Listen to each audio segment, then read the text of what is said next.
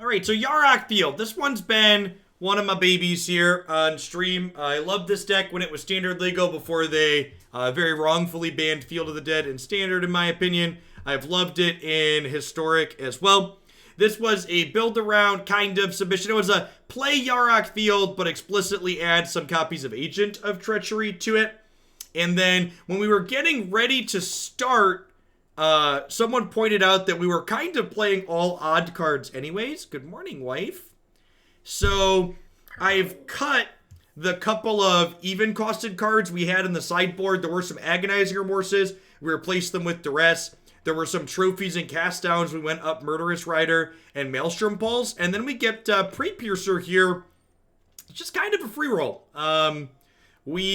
We're not really leveraging anything super aggressive. Worth noting that this does not double the damage from tokens, but, you know, it doubles the damage from Uro and Cavalier and Yarok. Like, doubling up Yarok to gain 6 seems very reasonable in the aggressive matchups. Always having a 5-drop to play sounds really appealing, so let's go ahead and dive into this games with this and see how it goes. Did you pick sleeves? We did. Would you like to pick the sleeves, honey? Mm-hmm. Hold on. Cosmetics. So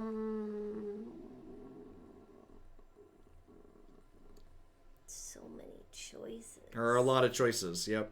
Oh, I want that one. How do we earn it? That one? Ain't good to buy it at one point. Oh, we can't buy it anymore? No, I don't think so. Oh, we can! Do we have enough? We do have enough. Look at that. What's it called? What's it called? I have no idea. It's just some kind of comic book cartoon goblin thing. Is it from the fairy tale set?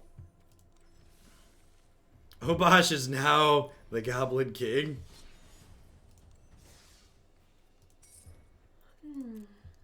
Hi.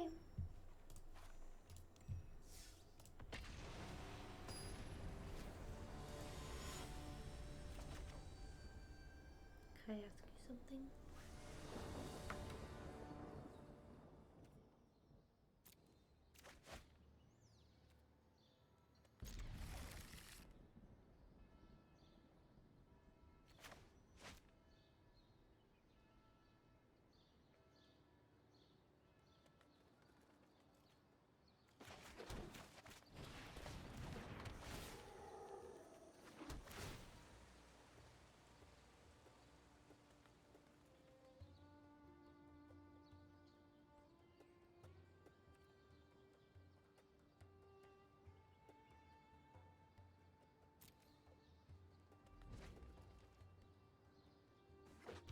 I'm going to keep the 5th land guaranteed there. Also our 3rd green source.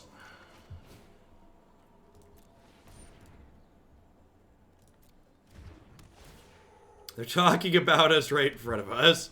It was in no way, shape, or form related to Twitch chat. Often I mute to talk about you. Matt and I muted to talk about you plenty of times the other day. Laziv. Probably Kisis combo.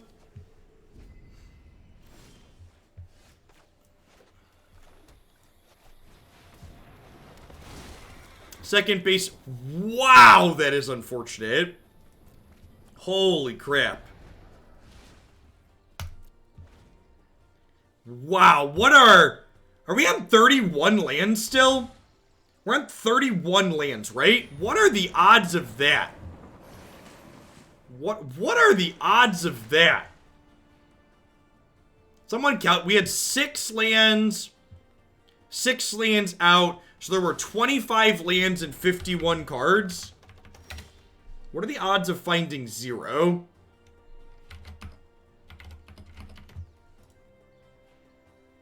We are 97% to hit a land there. We are the 3%.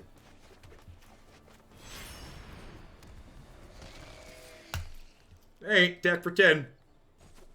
Crunch.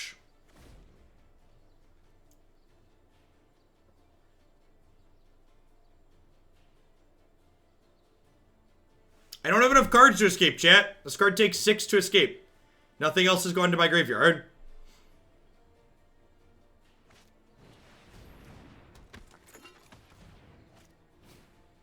Yeah, I agree. 3% is higher than I was expecting. And that really kind of emphasizes just how much variance is in a game like Magic, right? Like, it feels like we have so many lands, and like, we should be pretty likely to hit there, but just like, in reality, it's just like, nope.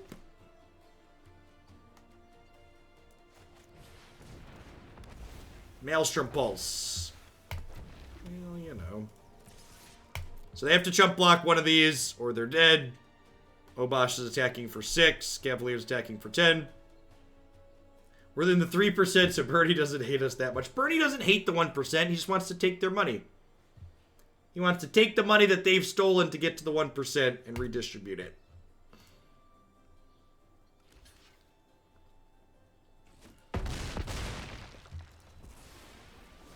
Yeah, Obosh, we would not be winning this game potentially without Obosh, right? Like, the amount of extra pressure that he's created is huge. We might still die here. There is a chance our opponent has enough cards to kill us.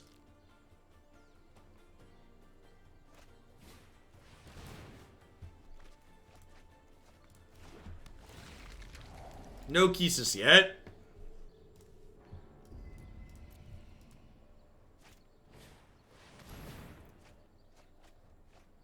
Well, so long, Uro. And then this Agent of Treachery should be lethal.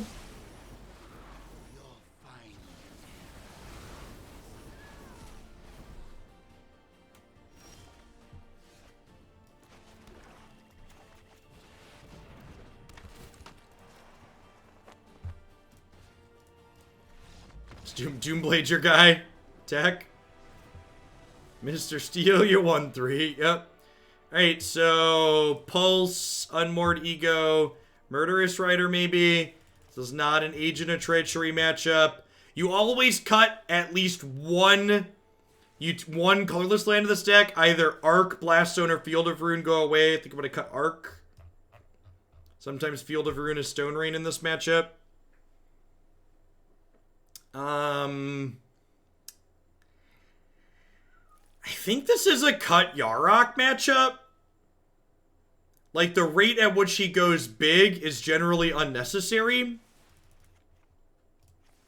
And I think I'd rather have Cavalier, because it gets us to our Field of the Dead sooner. And I want to just get there faster rather than go bigger once we get there. Disfigure doesn't have text here. This is a matchup where... So, Obosh made us cut Agonizing Remorse for Duress. And this is a matchup where Agonizing Remorse is very good and Duress isn't playable. So, something to note. What are the agents for? The donation for this submission requested that we play Agent of Treachery. So, I've got 3 agents in the main. A little bit bigger, greedier version. I don't know if it's necessarily ideal in the format. There's a lot of aggro decks in this format. Just do what the people request that I do. This is a mulligan. Both of these are pretty mediocre.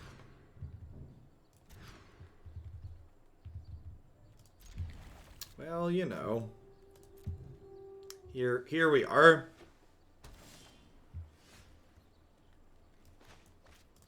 Here we are.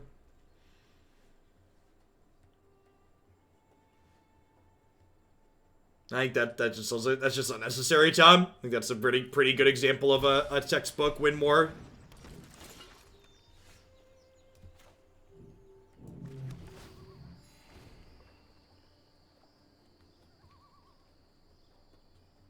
What's the crackling behind the card in the sideboard? So the crackling is my opponent's sleeve animation, and a Magic Arena feature is that your borderless cards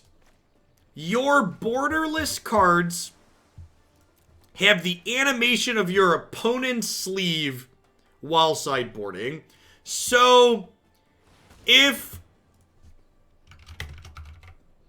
my opponent had not already had a Kisis in play, I would name Kisis. But because they have Kisis, I'm going to name Moximber. So they have a Jace. I'm going to check what other win conditions they have here.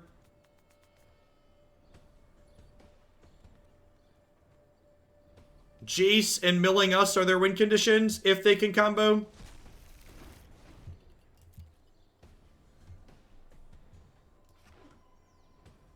Now, we do have to not... I meant, sorry, when I said win conditions, I meant combo win conditions. So, obviously, they have creatures that attack. Like, I felt like, for the Twitch chat that is currently actualing me, stop it, get some help. I was commenting on specifically the combo aspect of their deck. Hey, Aloes, thanks for the brand new Prime support. I appreciate that. Welcome, welcome. Thanks for keeping me around. So, Murderous Ridering anything here doesn't really accomplish anything. Jace, they can recast from the bin with Kisis, and Kisis, they have another one in their hand. So I think we're just trying to get Field of the Dead online here. We did get one, I added one Triumph from the latest set to this deck. Honestly, it could be right to even maybe get up to 2 of these. Cycle lands are real good. There's an Uro. Oh, that's a good thought. I should have checked the basic count. I did not. Especially with this Field of Ruin in my hand.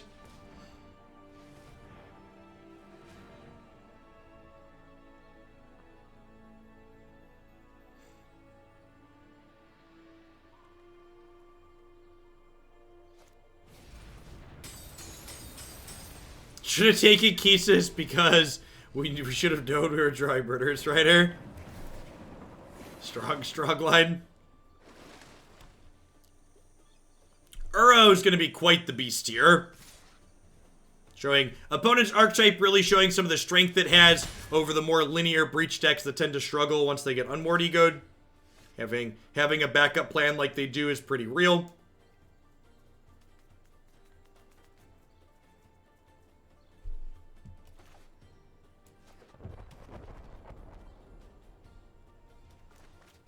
I'm going to go ahead and just kill this and then tap their Jace.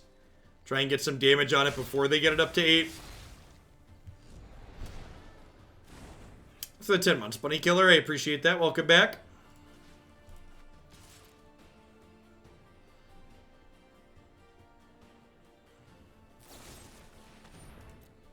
Noxious Grasp. Yep. You got him. He's dead. Are you happy? You killed him. Murderer.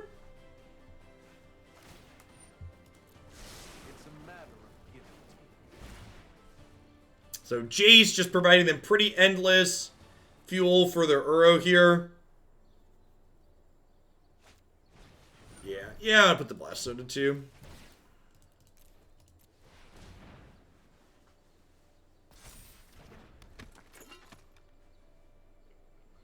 I like the Kisis deck on my website with the caveat that testing Luris is likely worthwhile, but I don't know exactly what to cut offhand. It's going to take me 2 or 3 iterations to figure out exactly what, if it's potentially ideal.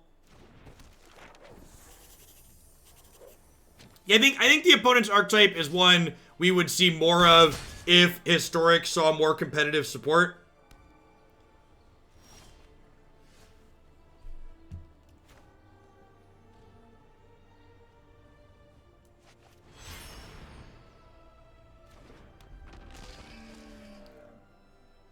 You want to add some Tri-Lands to the mana base. I don't know if I agree with that.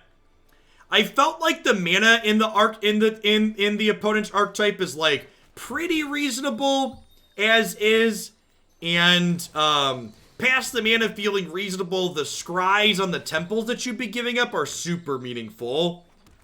Like the Kisis deck definitely is looking for very specific cards, and giving up scries runs counter to that.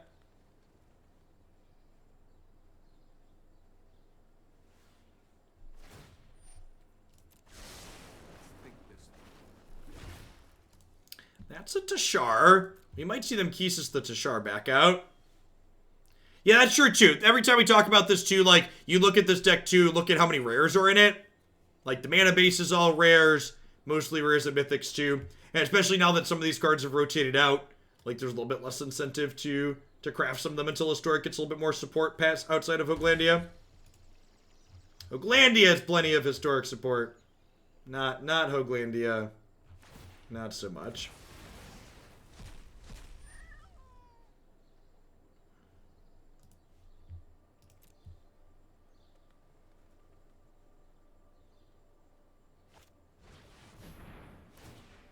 Yeah, Geeses would probably play Mana Confluence over some Shocks or some check lands.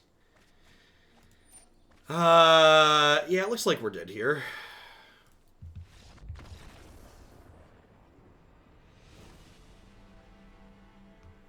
Yeah, I still don't know how I feel about how that ultimately resulted, Jin. Like, I do think that there's a chance that because they didn't end up doing double wild cards, that we're getting a little bit less support than we otherwise could have. We'll see. Hopefully that's not the case. I'm glad at the end of the day, I just want there to be some support regardless, but I think I'm mulliganing this. This seems great.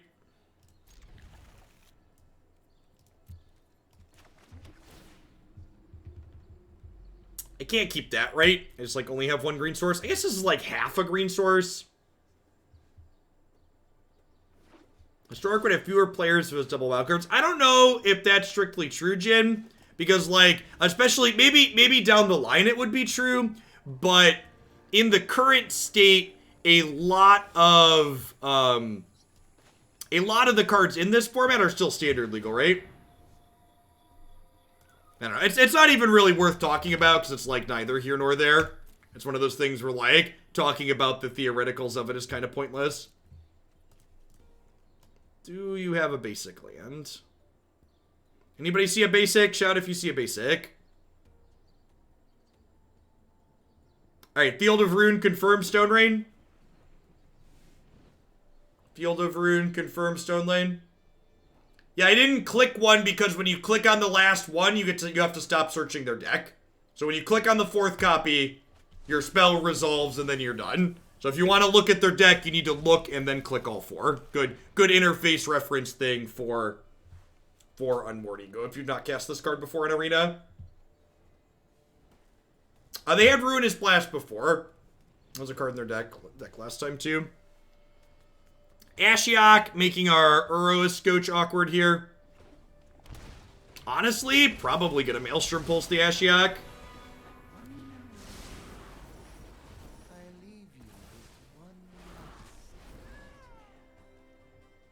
You can thoroughly look in paper though, right? Yeah, you can't take forever, but you could sit there and like flip through their deck and take note of cards that they're playing.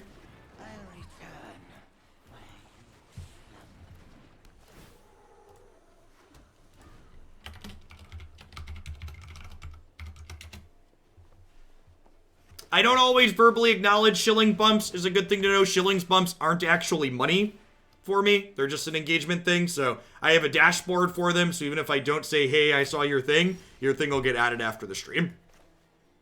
Good thing to note on shillings bumps.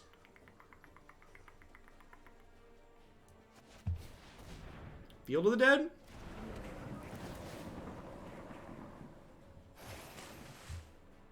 I think I'm keeping that to cycle at this point. I think I'm actually going to go ahead and just start filling my bin up here. Let's take them off their white source.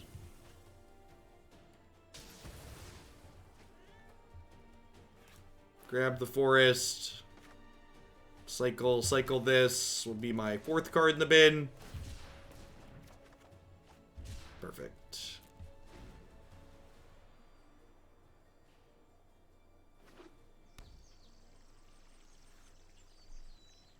Major white source, but that's fine. We still got to put them down a land. I think I'd rather Reef than Obosh to start.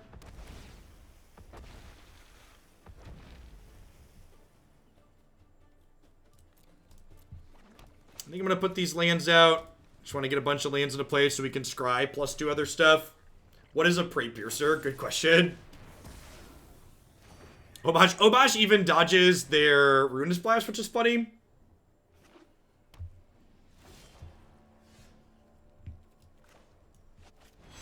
Great. Temple of Malady.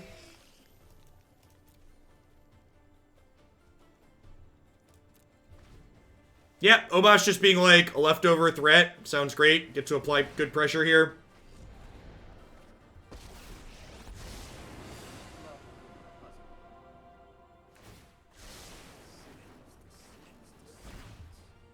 Doubles up the Grazer damage too. That is accurate. That is accurate. Good hits for the opponent here. Again, just highlighting some of the strengths of the opponent's archetype for sure here. I think I want to scry before I draw.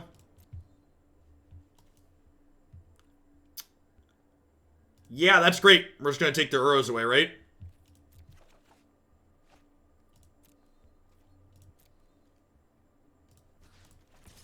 And this will be card 6 in the bin for,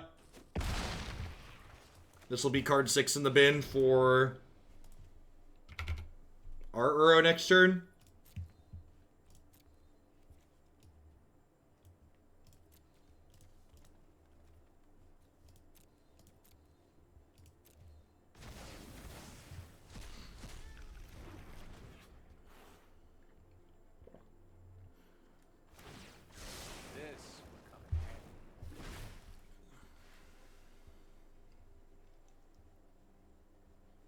Thanks, German Space Ace. I appreciate you. Okay, that's a Tamiyo.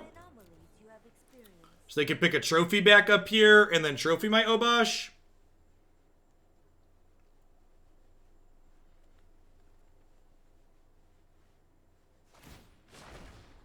The past is never forgotten.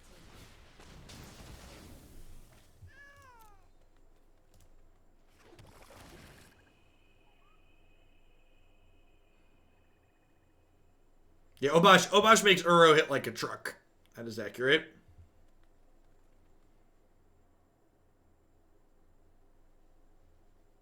we scrying an upkeep? I don't think so, because I'm escaping Uro. So, like, if I escape Uro and draw a decent spell, I want to be able to cast it.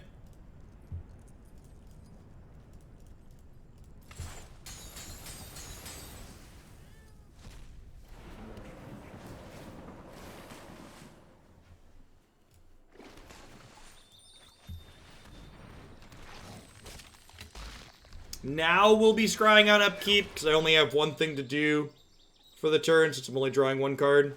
Well, I guess that's not strictly true. I could draw something meaningful with my Uro trigger.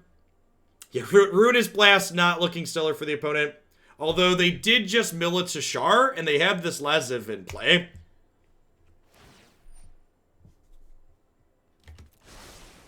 I think you will find my notes helpful.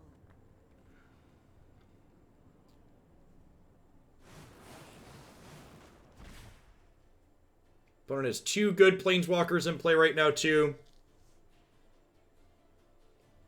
Yeah, we need to kill Jace. We need to manage their Planeswalkers, is the goal here. Hitting a Murderous Rider or Maelstrom Pulse would be great with our scry next turn, so we can clear out their blockers and then clear out the Planeswalkers. Depends on if they have some historic spells to play after this, which is incredibly likely with these two cards here. We could be in a lot of trouble. This is going to get to start flipping things into play as Laziv. Okay, so this Laziv isn't going to do anything other than get one thing back from the bin, so that's fine. Because this still has the name Laziv, the Mufurious here, so they get to do this Surveil. They basically just turned their Laziv into an Excavator and surveilled one.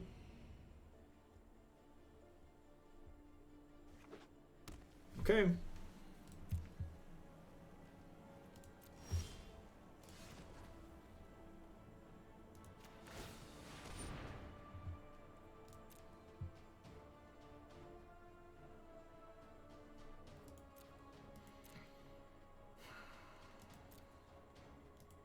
I don't think Ego really accomplishes anything at this point.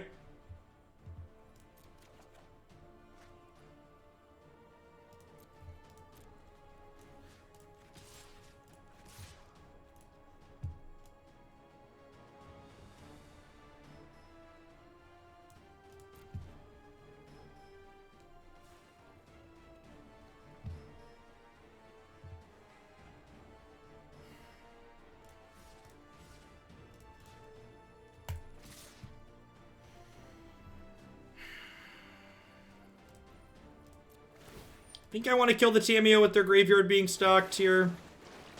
Perfect. That's great. That's a great draw.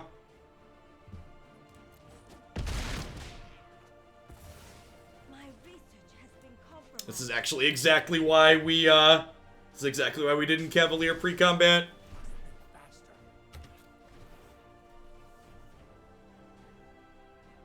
And a couple of monkeys. Hey, this is clearly a sloth, okay?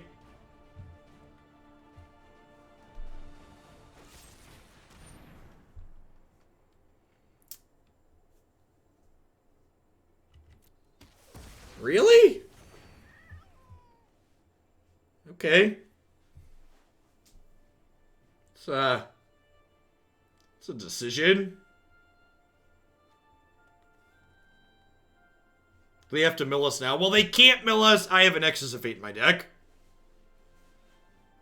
I feel like we've got this one locked up at this point.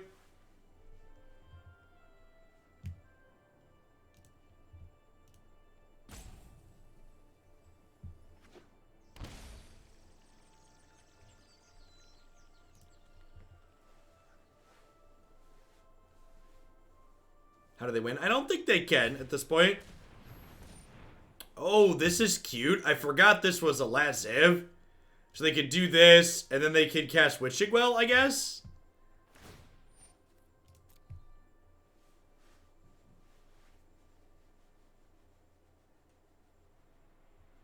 I don't think they have a second Jace. They might have another Tameo in their deck. Could be a thing. Oh, this is really cute. Okay, so it's a really, really good line. I was wondering why they shocked. So they made it an Emery, made this castable, turned it back into the other thing, and then cast this to get a thing back out of their deck.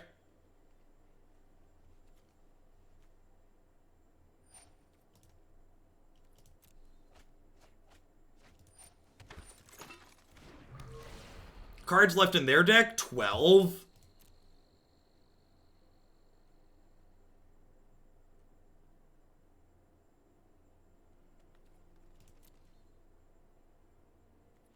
Yeah, opponent really seems to know the ins and outs of the archetype they're playing.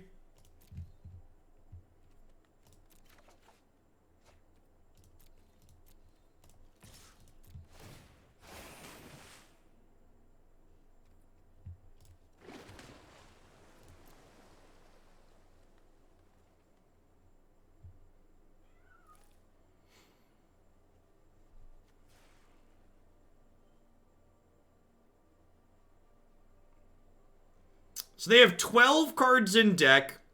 Let's assume there's a Tameo on top of their deck. If there's a Tameo on top of their deck, they draw down to 11. They cast Tameo. They mill 7 cards. They pick up Jace. They cast Jace.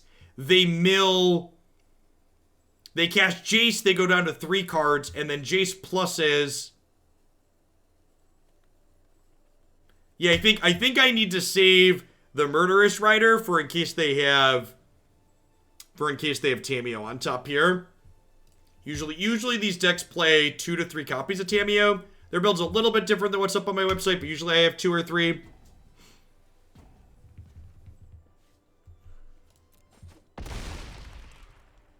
I only have 1, 2, 3, 4, 5, 6, 7 mana, so I could gamble on trying to hit an untapped land with this. You have a window to kill Tameo before it picks up Jace. You do not, Tobias. That is not how Magic works. After a spell resolves, the active player regains priority. After a Planeswalker resolves, the stack will be empty, unless it was cast at instant speed. I think I just pass here. I don't think there's any reason to needlessly gamble with the Cavalier of Thorns.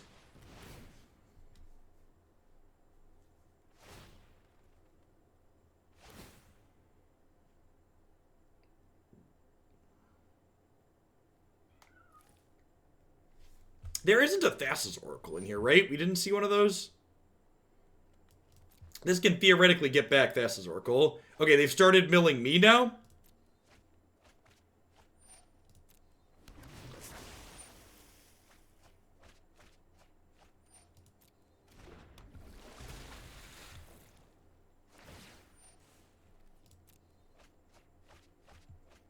Okay, they have 1 card in their deck.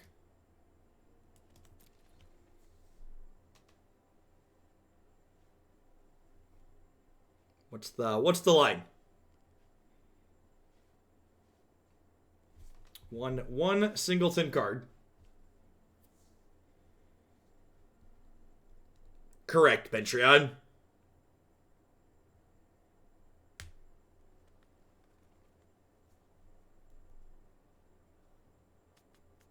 And they scried this card to the bottom, so either they miscounted or they knew what they were doing.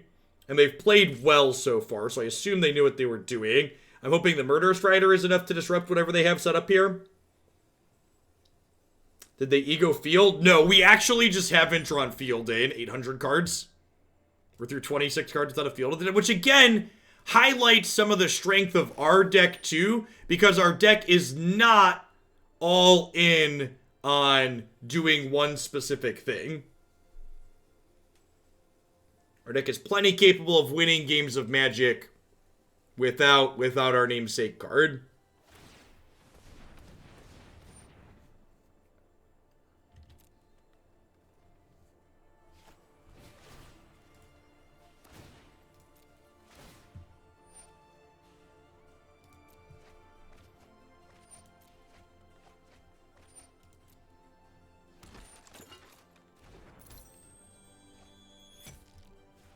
I think they're hoping to just set up to deck us out with Emery next turn. But that's not going to work because we have Nexus of Fate.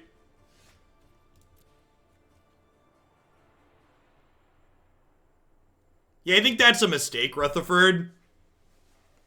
As someone who's played this archetype a lot, you don't... Again, like... I feel like your comment misses what I'm talking about being a strength of this deck. Like saying, okay, I need to play this another clunky 5-mana card to find field more. Whereas I would rather just build and play the deck in a way where you can win games without your Fields of the Dead. I think it's incorrect to build your deck to It's incorrect to build your deck to try and minimize situations where you get incredibly unlucky when they come at a cost. In my opinion. Yeah, and the one copy of Obosh that we have too with the companion is even less reason to be more all in. Elvish Reclaimer is a bad card. Don't put bad cards in your deck to minimize situations that you have to be incredibly unlucky to get into in the first place.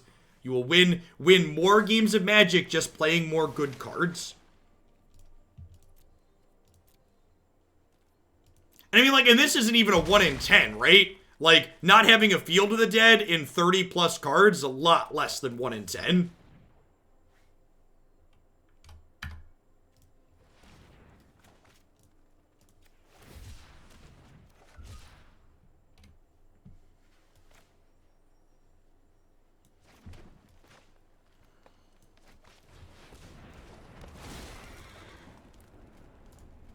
You just did the math, it's about 5%. Sure, yeah. Which again, I think it's better to build your deck to be reasonable when you don't have it than it is to try and play bad cards to try and get it more often.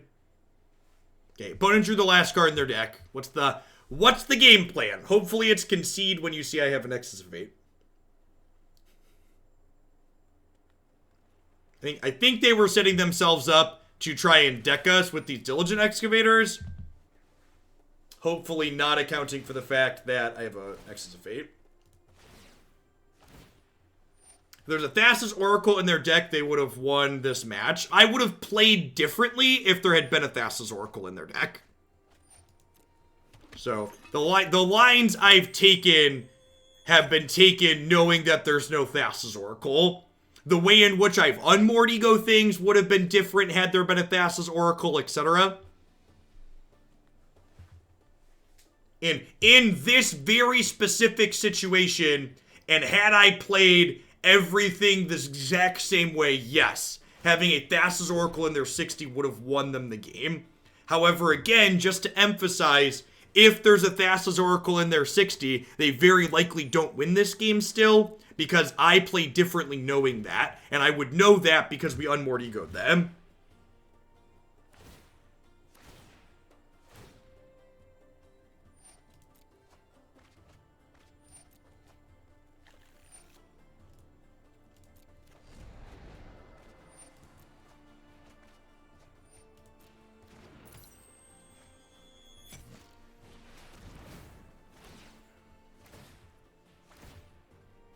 They would have gotten there without the Nexus of Fate, chat. There's nine cards in my deck.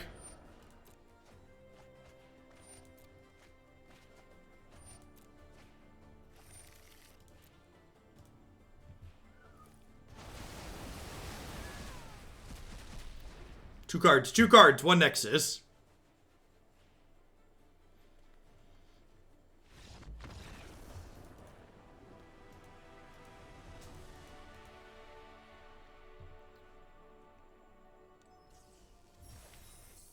Good set of games. I love this format. Matches like that make me really appreciate Historic compared to Standard. Just the deeper card pool and a little bit better interaction in some spots. Two different pseudo combo decks that are becoming more interactive post-board tend to have good back and forth like that a lot of the time. Yeah, opponent played that game really well. They seemed like they really knew the ins and outs of the Kisis deck. Which I think if you're someone looking for a Historic deck to work on and tune and test for the Historic Open next month, that would be a good one to work on.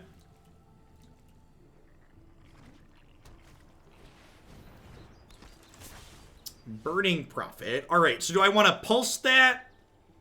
Or do I want a Risen Reef? I'm gonna be a little greedy and start with the Reef, I think.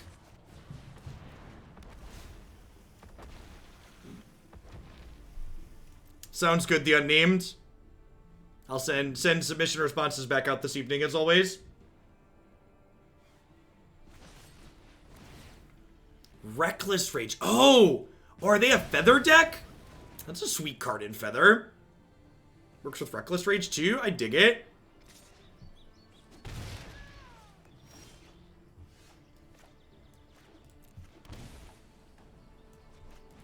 You know, like God's Willing tier now? Nope. Not today. Teferi in trading. Thanks for the 17 months. I appreciate the support. Thanks for keeping me around.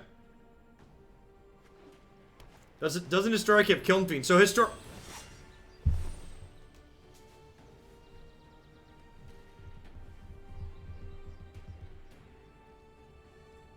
Okay. Okay.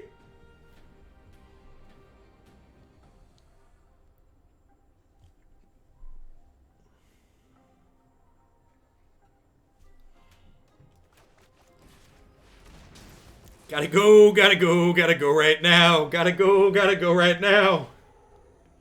I don't think I can leave that one on the board. I think I gotta get rid of that one. Feather is a non-human. Yeah.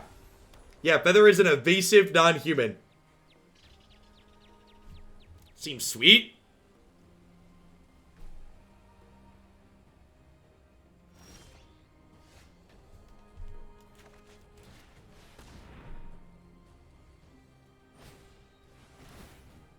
Alright, well... This game just got a lot harder.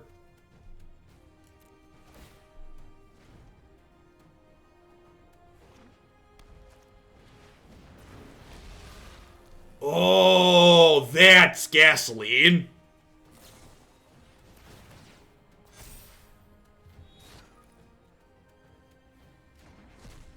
And that's a non-human haste threat? That's sweet.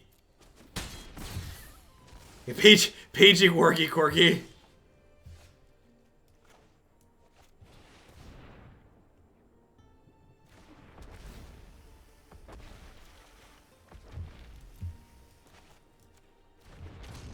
Gosh, I think we're dead.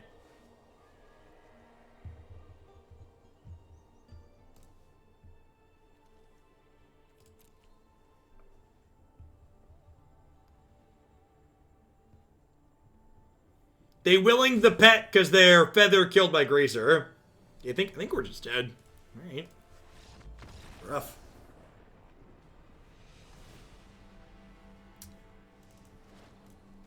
This is, again, you know, talking about things being free or not.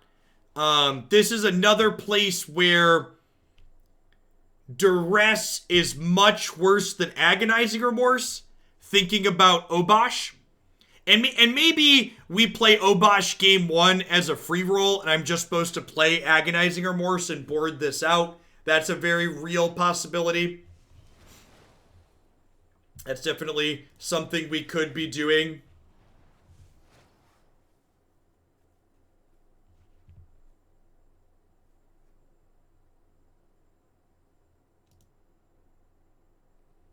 That's the wrong link for Nash.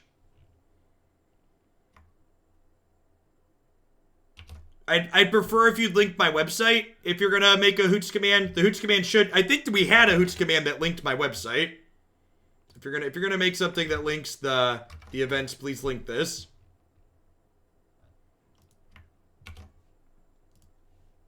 Thanks.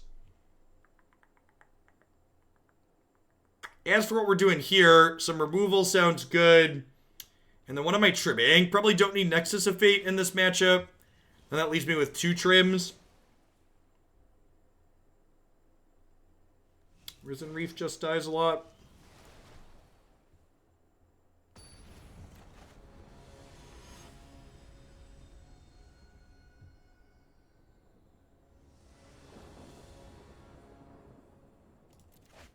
Yeah, tier 3s are still good for deck submissions. Tier 3s are 30 points. And the minimum deck submission has been raised to 25.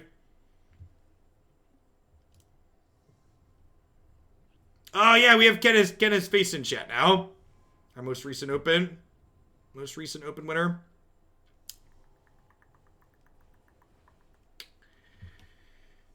Guess I'm going to keep this.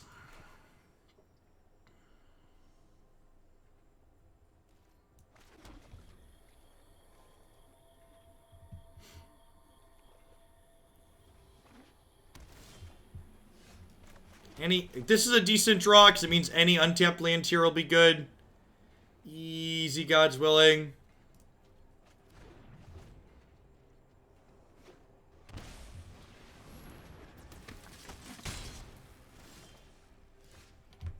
Well, you know, it's better than missing, I guess.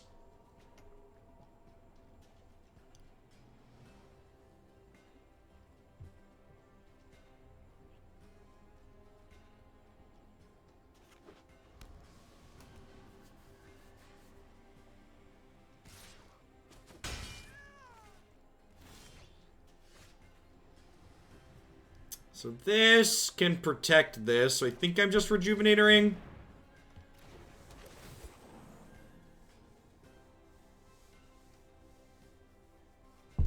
Yeah, you're welcome to bump a deck in the queue instead of adding a new deck with your Hoots prize. You finished with 6 wins in the last one.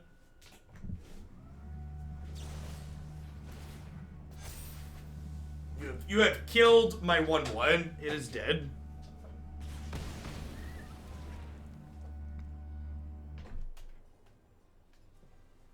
I think those are too slow, Fantima. Even 2 mana is borderline too slow.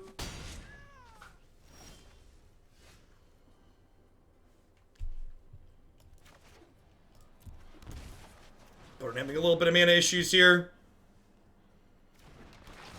Get to hit Yarok, and then we get to Cavalier next turn. You're playing a Zizdal. Interesting.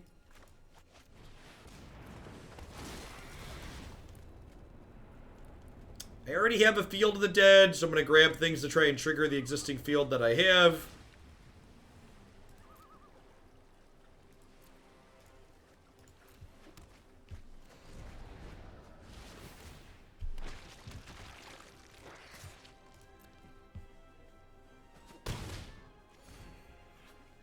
Cavalier of Thorns got a bow here. Hit their second white source.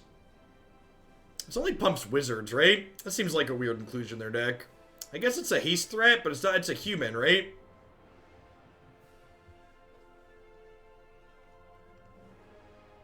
I like their use of what's it called? Seems good. The Fairy Dragon seems like a sweet card in their archetype. Yeah, maybe they're a hero deck. Maybe. Alright, so this game is, like, over, right?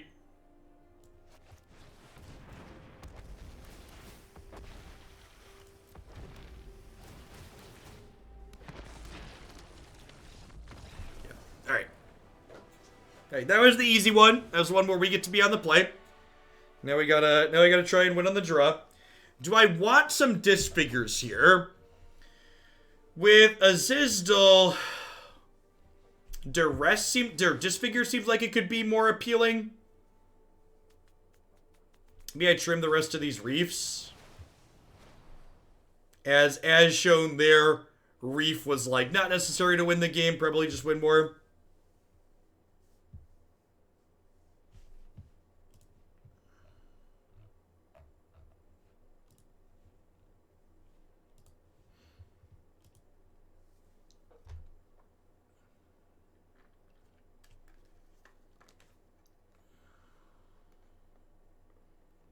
Auto order triggers off. Could have put reef triggers in between the scries, maybe. I'm gonna give you a 10-minute break to think about what you just said. That really doesn't work.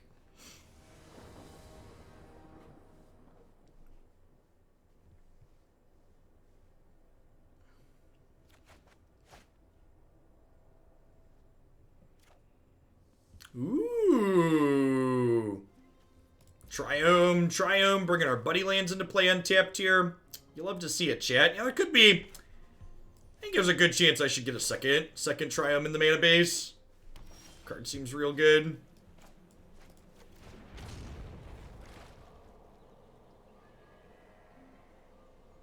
No, but in paper you could probably cheat. Fair. I think I'm cycling the Barren Moor.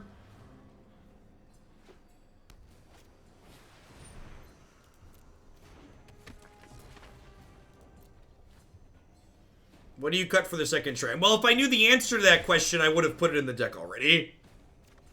So, the answer is I need to sit down and look at the mana base and think about it.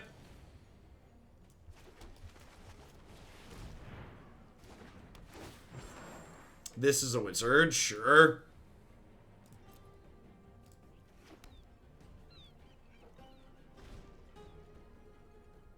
Kiln Fiend. I don't really like Kiln Fiend. I like that Dorat.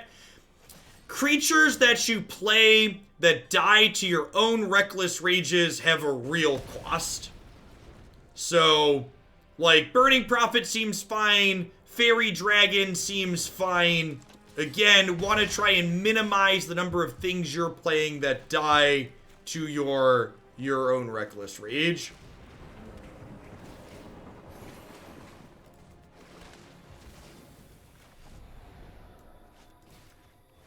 Kill the Prophet now while they don't have white mana up.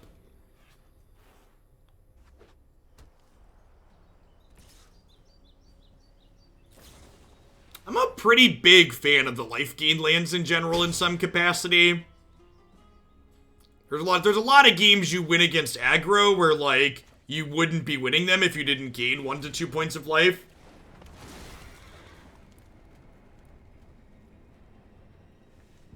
Blast Zone sounds great. Opponent did not have a particularly aggressive start this game. Feeling like we're going to run away with it from here. Uro into Obosh is going to close the game out really, really quickly.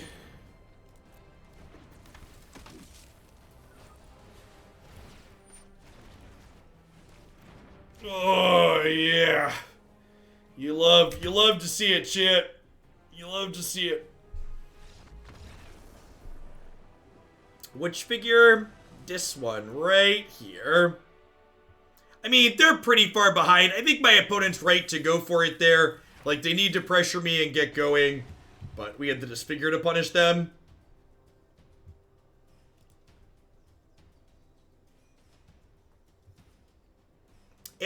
We gave up Agonizing Remorse, Brian, so our main deck was already all odd spells, and I swapped Agonizing Remorse to Duress in the sideboard. Well, I guess we were technically playing Trophy and Cast Down too, but those are smaller losses. You just like playing more Maelstrom Pulse isn't a big deal.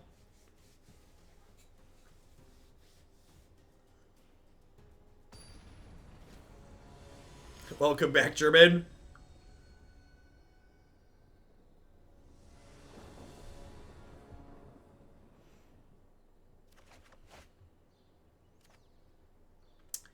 Pretty easy mulligan here on the draw, I think. No third land. Is it? They're not playing something aggressive. This hand's really good. I talked myself into it, chat. I talked myself into it. I'm ready for basic Mountain Go. This is basically this format's basic Mountain Go.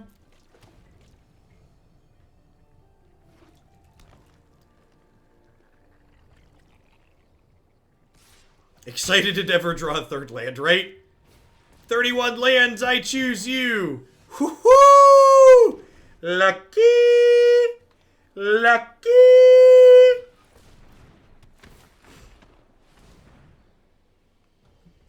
Hashtag sometimes lucky. And we're dead. Alright, black source, please. Yikes.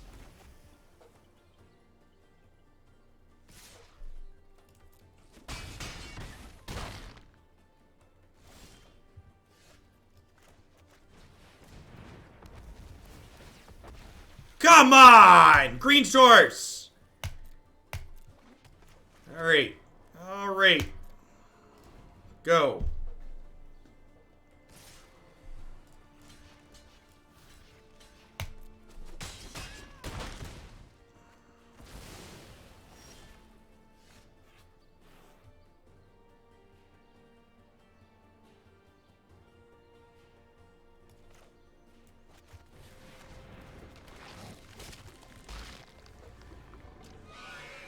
No!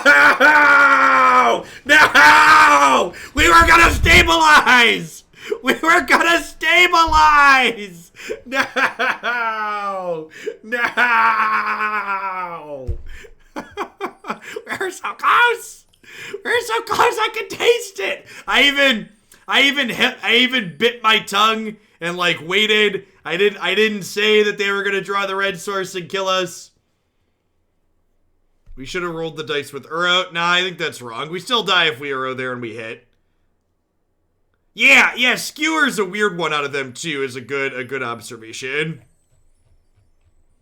Agree, that's a good catch.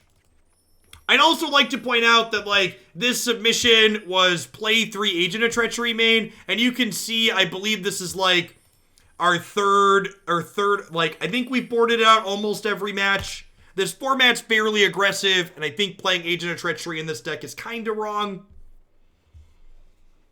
Maybe we'll get some match where we can highlight it being reasonable, but for the most part, I think hedging aggro game 1 makes the most sense. Did you have chumped BTE to keep a reef alive for Yarok? I think it was more correct to take the elves off the table. That's why I did it.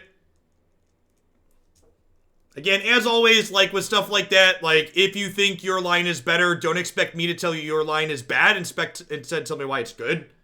Sometimes I miss things, but generally speaking, if I didn't take the line your suggestions, I don't think it was good.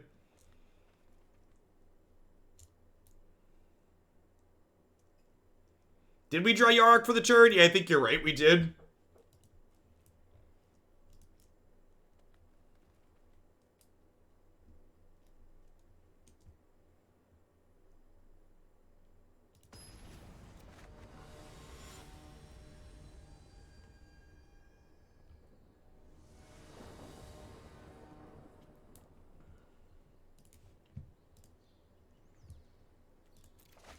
Yori and Yarok list. Well, you're in luck. There's a Yori and Yarok list in the deck queue. We're going to get to that at some point in the future. They got some shillings. Bump it up.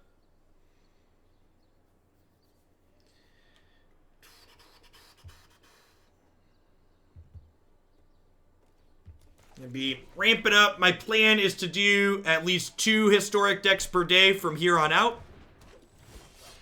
So two historic per day, and then 2 to 3 standard per day is the plan.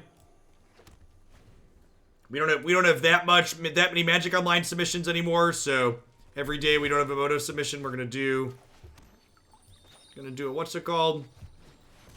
The highest person with Shillionaire is nearing 700,000 shillings. Here's a question. Do I fetch black and Disfigure, or do I fetch green and Cavalier? I feel like I'm probably supposed to fetch green. The downside to fetching green is it puts a land I already have in play. I think I'm gonna fetch black. I have more green source than black source in the mana base, and I can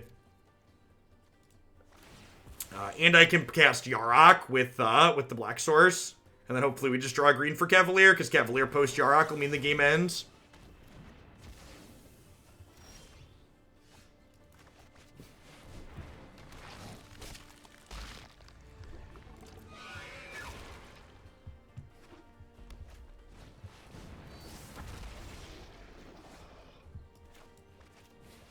Game's probably over.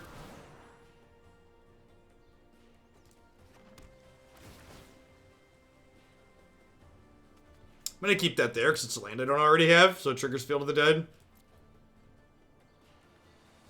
Let's get the guaranteed hit.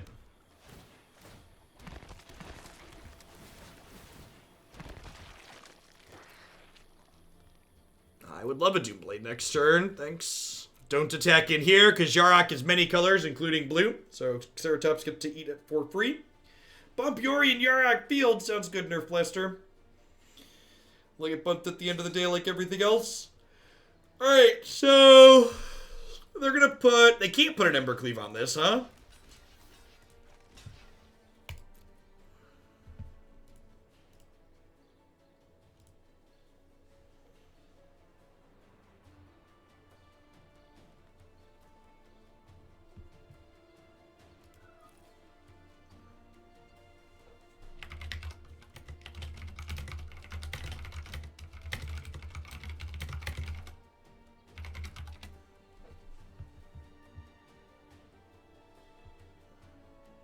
Hey, sweet. My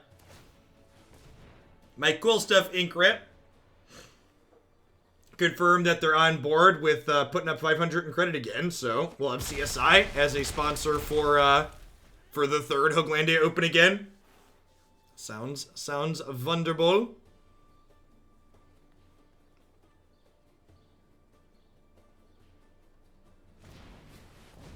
Yori and Yarok bump bandwagon. Sounds great.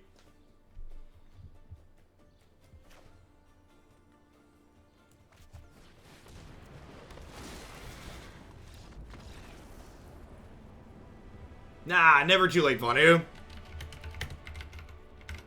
And again, that's the easy game, right? The easy game is that one.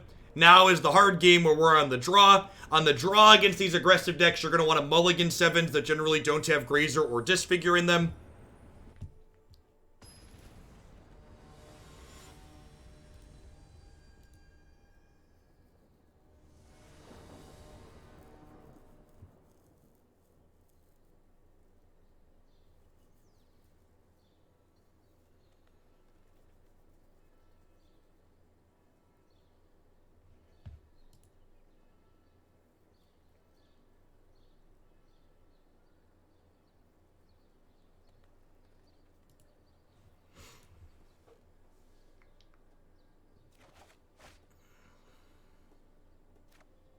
Yep, keep. I bumped a lot less. Sounds good. Sounds good. I assume we're going to get to Yori and Yarok pretty soon then. Look at that. Hooglandia knows what Hooglandia likes, chat.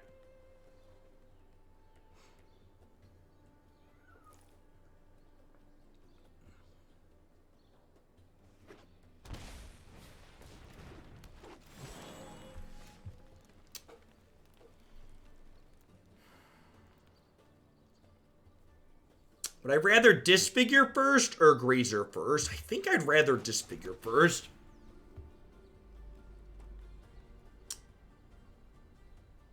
Yarok, but more cards. Yeah, thanks for the biddies, Funsteady. I think I'm keeping this. I guess I need green sources for the Cavalier.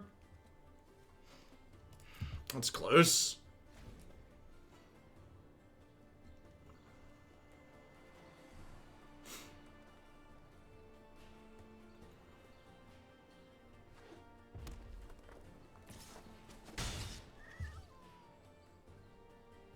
Goblin here. Paradise Druid. Okay. This actually makes my Disfigure quite a bit worse.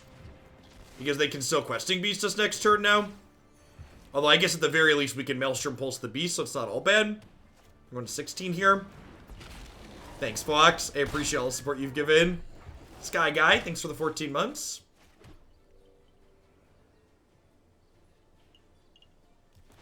I think we're just supposed to kill the beast. There's some appeal to like Grazer plus Disfigure here. I think if I had another land in hand, I'd probably Grazer Disfigure. Pretty unfortunate that we bottomed the field and haven't found another land.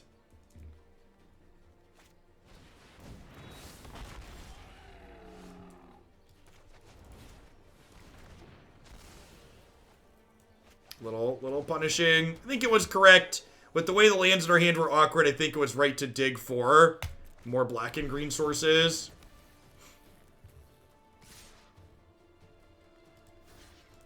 No, the commander sets don't come to Arena. Arena will be getting Jumpstart, and it will be getting a Amonkhet remastered, and it'll be getting a Pioneer remastered. Thanks, J-Man.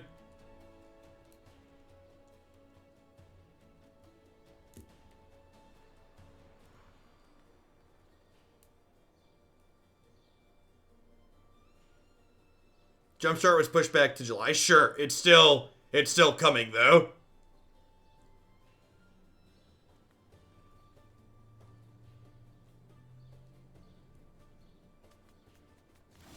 Hey, Cody, thanks for the sub gift. I appreciate it.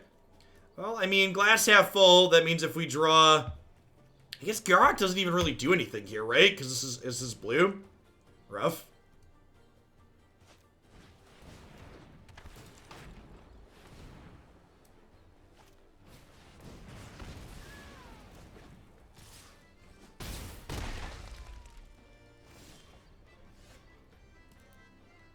So,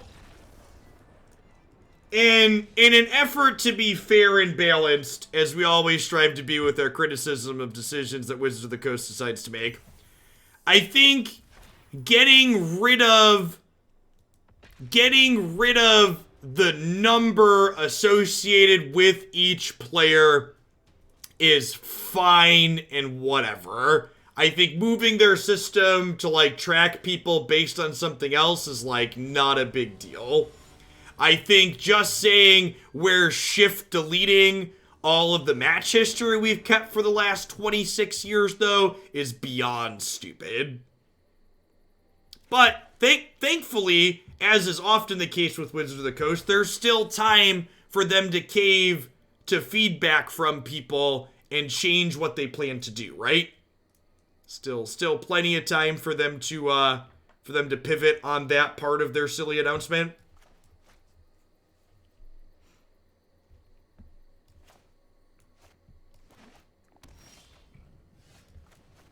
You don't know a single person who actually looks at that old matchup history. Well, I mean, this is 2020, so you don't have to actually use something to be annoyed and yell on social media that you're upset it's going away.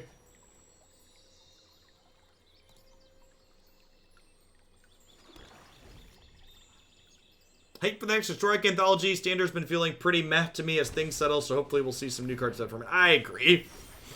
Alright, well, we're about to get Gyruda, chat.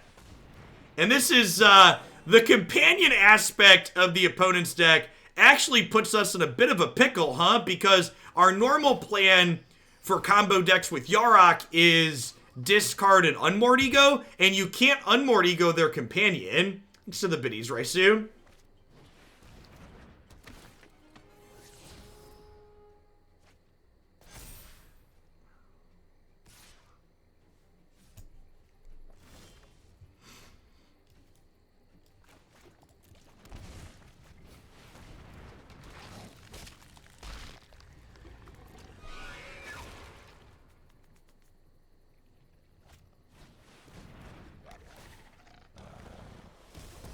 I mean, that definitely hurts their deck. Whether or not the opponent's archetype is popular enough to warrant having sideboard slots against is another question, though. Like, the opponent's archetype hasn't felt particularly competitive in Standard, So I'd be kind of surprised if it's over the top competitive in this format. Again, a lot to explore. One of the things that's really great about Pioneer, in my opinion, is how much the format's going to always be in an exploration phase. So not only do brand new sets impact Historic, but Historic gets all these other things that we're talking about. If I said Pioneer, I'm going to give you a timeout because you knew what I meant. You know what we're sitting here playing. Alright, it's a fair trade, Z. You know, this format is constantly changing with all of the not only historic anthologies, but new sets and Jumpstart and all the other things we're gonna get this year. A lot of potential for lots of different things. Like here, right? Like they did their thing, but when they go off in non-legacy formats, they don't always full combo you, right? And like my deck's capable of building a big board where we can just block them a lot of the time.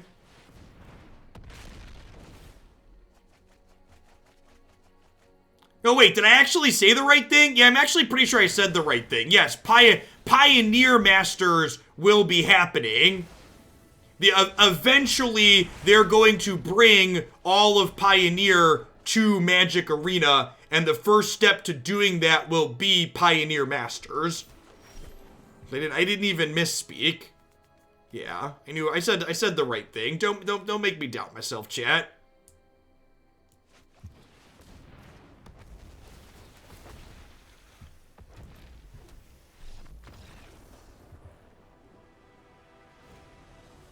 Yes, Nexus of Fate, ensuring we don't deck out is excellent. Big agrees.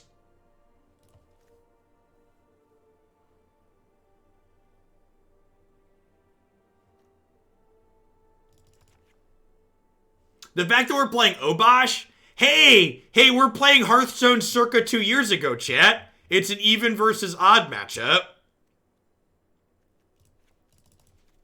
It's Hearthstone circa 2017, right? I don't think this is an Unmoored Ego matchup.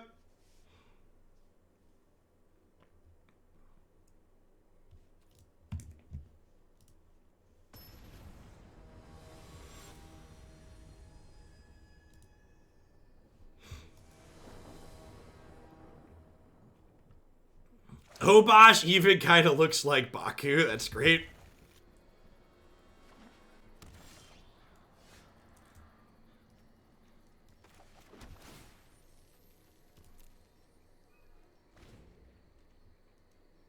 What do you ego? Yeah, I don't know. I didn't bring in ego because I don't have an answer to that question. Maybe it's just Spark Double. They could have something like, actually, a reason to bring in ego. They could have something like Pig in their deck. And if they're pigging us, like, we probably can't lose outside of, like, getting, like, pigged or something. So maybe if we see Pig, we bring in ego and plan to take their pigs away.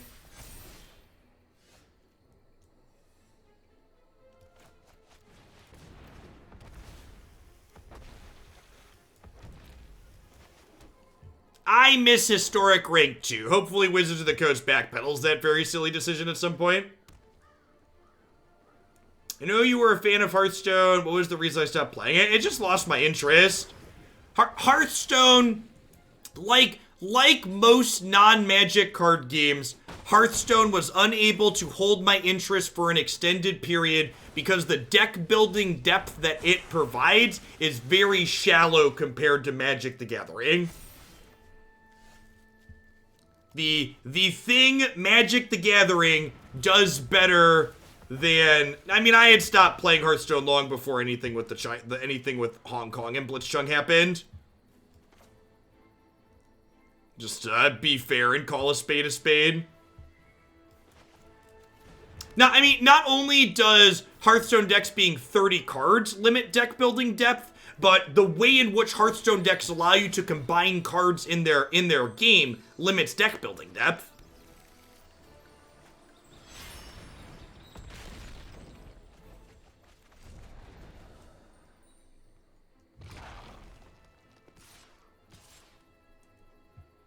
Yeah, we saw this opponent. They played a copy of the 2-mana black Explorer creature last game.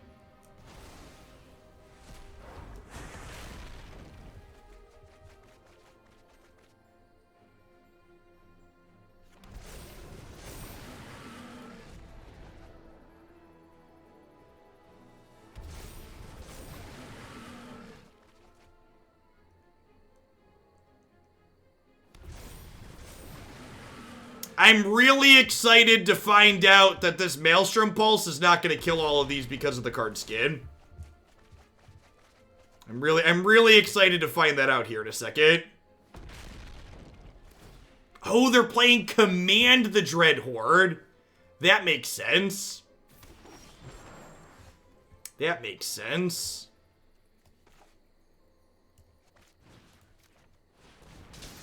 Can we just say God bless Maelstrom Pulse, by the way? What an excellent addition to this format. Love, love, love the inclusion of Maelstrom Pulse in Historic. It was just such a good addition. Dear Wizards of the Coast, if you're out there, Declaration in Stone would be an excellent addition to this format for similar reasons to Maelstrom Pulse. Declaration in Stone, please?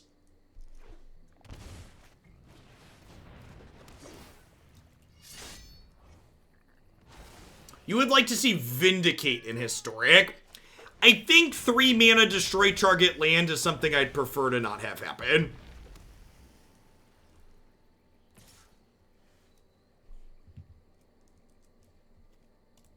The attack with this, we're going to triple block. Not close.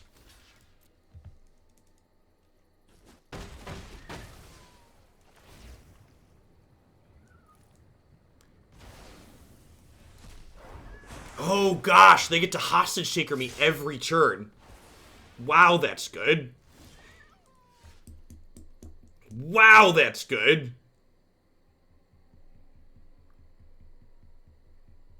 Yikes. Well, poop. So this is land 9.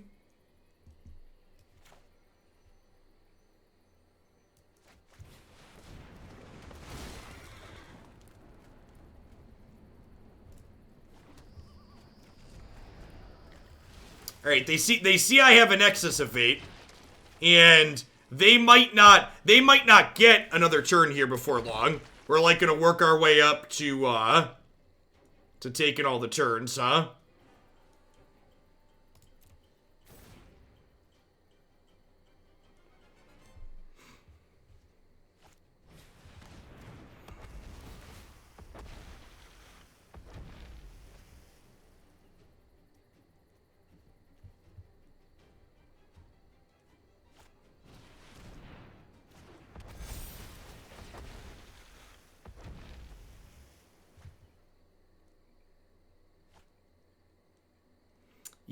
Yeah, that might also be the case. Okay, they're just conceding. I say I'm not. Although they might not have ways to kill us in their deck either. Like there's a chance they don't have like Thassa's Oracle.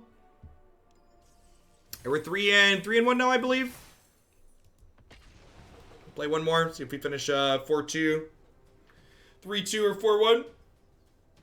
Thanks everybody for hanging out here today. It's gonna be our last match of Historic, and then we're gonna dive on into some Standard here for the remainder of the stream. Got a few different Standard decks coming up.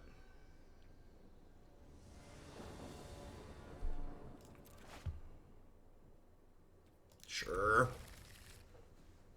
Double field's a little awkward. It's probably fine.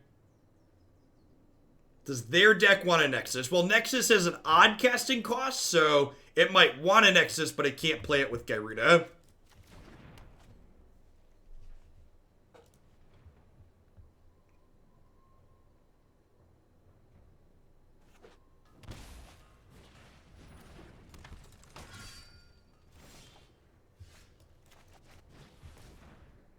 You love to see it, chat.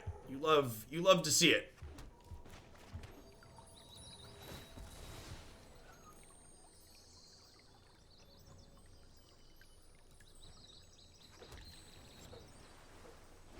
Folks who play Hearthstone, in addition to Magic, are their card economy similar?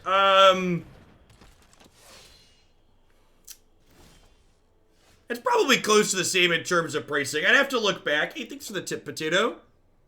Like to jump the Jeskai friends list in the queue. Sounds good. When I played a little bit of Hearthstone, I think I ended up costing me like $1,200 to get most things in their standard format. So that's like fairly comparable to Magic Arena. I think Magic Arena has more card sets though. Hearthstone only does 3 sets per year, right? Whereas Magic does 4, or am I misremembering? Anybody know offhand?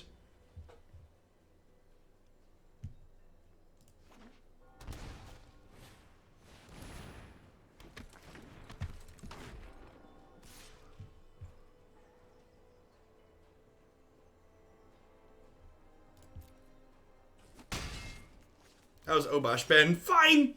The Obosh is mostly here because it's a free roll. So do I Uro, hoping to hit a land I don't already have and guaranteeing Agent next turn? Or do I Obosh to gum the board? I think I want to Obosh to gum the board. If I'm a little bit lucky, I'll be able to cast Agent next turn anyways.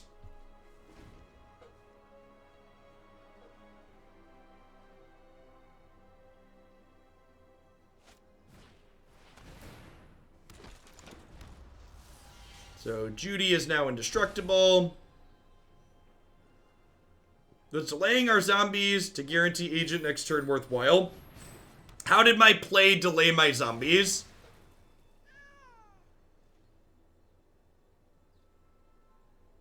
I mean, they haven't said for certain Durka, but I'd be pretty surprised. I would be very surprised if they just let you buy 4x of each card from an actual set. That is way less profitable for them.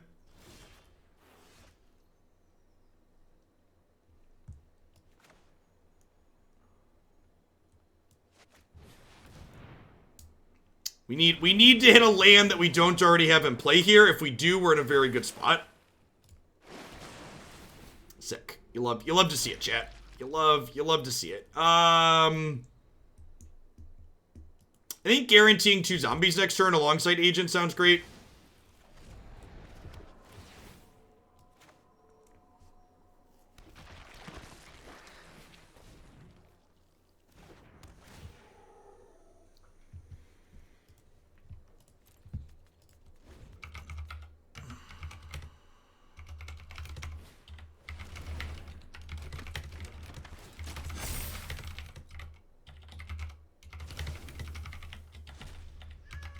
Well, that's rude.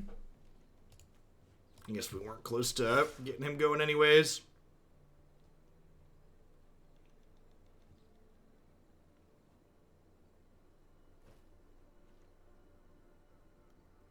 Are we stealing Judith next turn? Probably. Actually, we'll probably take the general.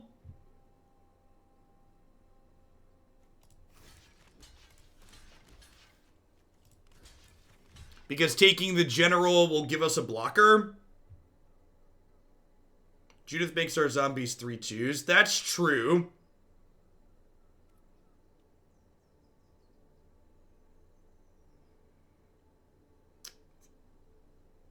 Ooh, that's a good suggestion. I didn't think about that.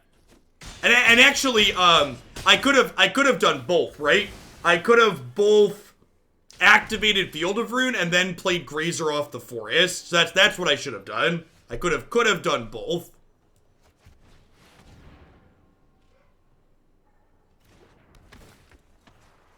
So Agent of Treachery is looking okay here, but it's also worth noting that in the non-agent build, this would have been a disfigure, so I just wouldn't have been this far behind to begin with. It's interesting. It's getting to do a little bit of stuff here, though, now that we've made it to the late game.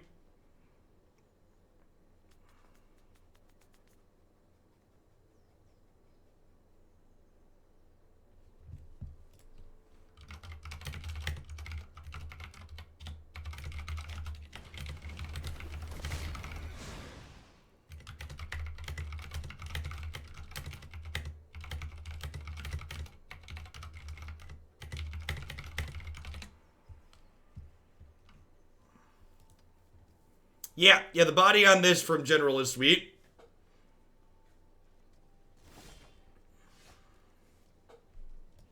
And again, this is the part of the game where Field of the Dead just excels, right? Like, I don't have blank draws in my deck. Arboreal Grazer is the worst draw in my deck. And I've already have 2 of those gone.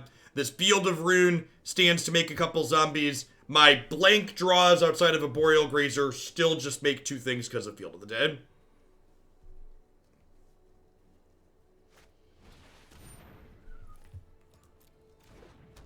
Main deck Baffling End and Conclave Tribunal is interesting in their hero deck.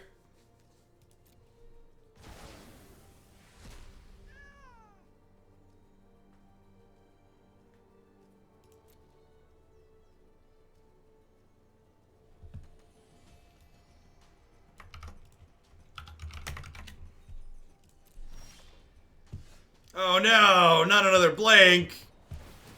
What will we ever do with that? Oh yeah, playing this instead of Dire Tactics seems super loose.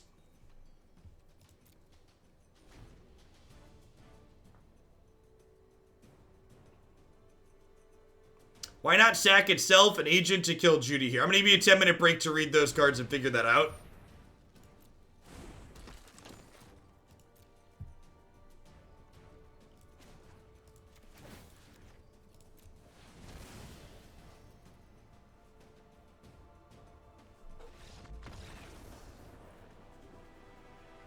Ah, yes, the old Field of Rune activation, the real back-breaking closer.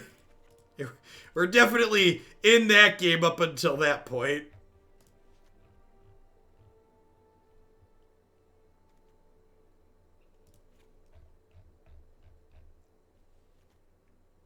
Bring in all our removal, cut our clunky cards.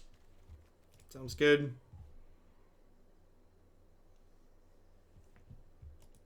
Voice of Resurgence in HA3.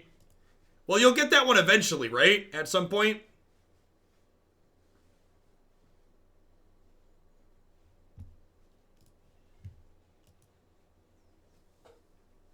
Can't believe we killed it with the field. Yep.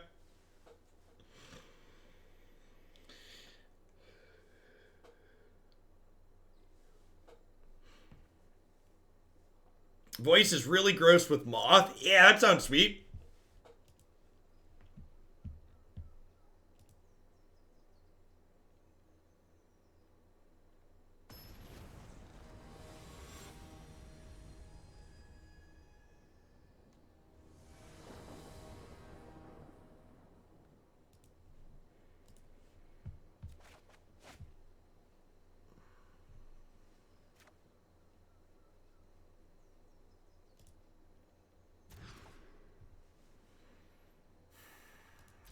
I keep this at 6. It's possible I should mulligan lower. If they have a really aggressive start, we could get run down. Turn 1 tapped land is good for us here. I'm going to bottom anything that's not a Disfigure or a, I think it's not a Disfigure or a Grazer here. Have we done Soul Divining since the set dropped? We have not, correct, sir? Haven't done a ton of Historic in general since, just getting back into it. We did, like, a few decks last week, but mostly doing a ton of Standard last week. This week we're ramping it back up. I feel like my deck's going to be able to do a pretty good job of leveraging the extra cards from this, so I think I'm going to leave it for now. This might be greedy. Would Thespian Stage be too strong for Historic? I don't think you're asking the right question. So, I don't think the question should be, is X card too strong? I think the question you should always be asking yourself is, does X card add interesting, meaningful games to the format? I think players are too often too focused on, is this too good? When they should be focused on, is this interesting? Is this fun? Too often, is this too powerful? The only question we ask ourselves when we should be looking at it more critically than that. Yeah, again, just pretty good example here of this just being too slow. I think without without having 2-mana removal in our deck on the draw in these matchups, we just have to have a Grazer or a Disfigure. Maybe if we're gonna stick to Obosh and not have 2-mana removal, I want some deadweights in my sideboard.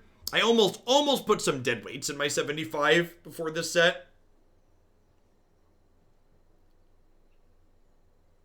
That being said, we will be getting Thespian Stage in this format eventually. Everything in Pioneer will eventually exist in Historic.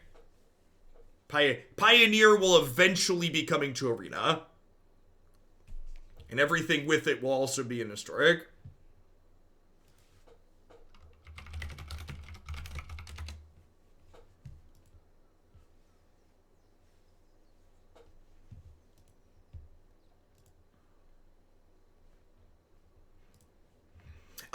Honestly, Monjoey, something that's kind of interesting to think about, cards like Fires and Wilderness Reclamation, these other push things like Teferi, a part of me in a way wonders if the implementation of the what's the pro player testing team that WotC hired? I'm blanking on their name. Anybody remember what they're called? They hired like Cheon and Dan Moore and a few other people. Tom Ross was there at one point. Zach Elser, play design. I wonder if some of those, all of those cards were created with, is my understanding, after play design was added. And I wonder if in a way Wizards of the Coast like overcorrected, and like the power levels have definitely been super pushed, it feels like, since those positions were added. And, like, I think we've had formats that, like, while the balance was okay in terms of range of competitive decks you can play, in terms of the quality of gameplay that the decks in those formats provide has been kind of middling, comparably. Good lord, just... That's the second time we've missed on 5 lands today in our 31-land deck. Not Stranos, thanks for the brand new Tier 1 sub. Welcome to Oglandia, I appreciate that. Yeah, the power level's been really high, and I'm not sure that's strictly a good thing. I don't know.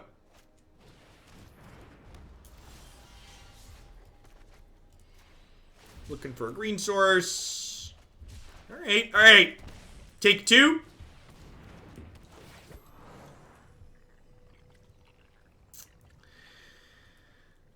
So that's a green source, but it's another forest, so our Field of the Dead is pretty far away from working, which is unfortunate.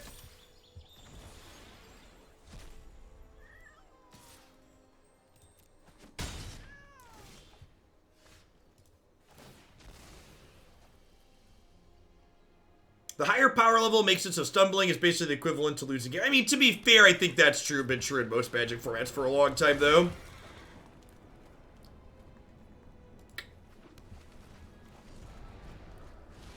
Unfortunately, Uro's gonna go away here when they play their next human.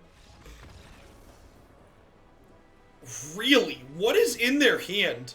Like, okay, sure. I mean, I guess I'm casting Obosh? I guess?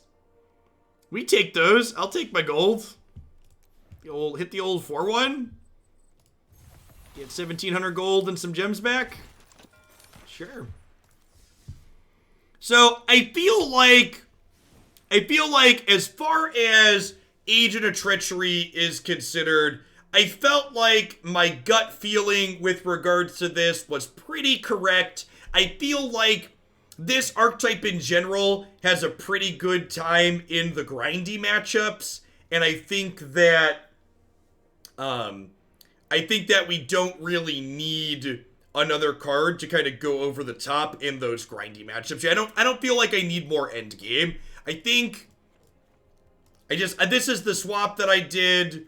I think I like this main deck still. The Obosh felt pretty good, honestly. I think I'm gonna update the deck list on my website to include Obosh as a companion, as a relative free roll. Another thing I feel like I can take away from that set is that the Triumph felt pretty reasonable. This deck never needs double blue except for this and Uro, so I think I'm gonna cut the Lonely Sandbar. Right now I've got one Sandbar, one Barren Moor, one Tranquil Thicket. I think I'm gonna cut the Sandbar and add another Sultai. Zagoth Triome here. And then as far as the sideboard is concerned, I felt like I needed more cards for the aggressive matchups that were lower curve. So I think I'd throw, I can't buy it. There's too many card styles in this set that they won't let me buy yet, chat. I think I want a couple of deadweights in here. I feel like on the draw against the aggressive decks, it's important that I have a 1-mana play. And I think getting up to 10 1-mana plays, there's not a card style for the other deadweight. It's very sad.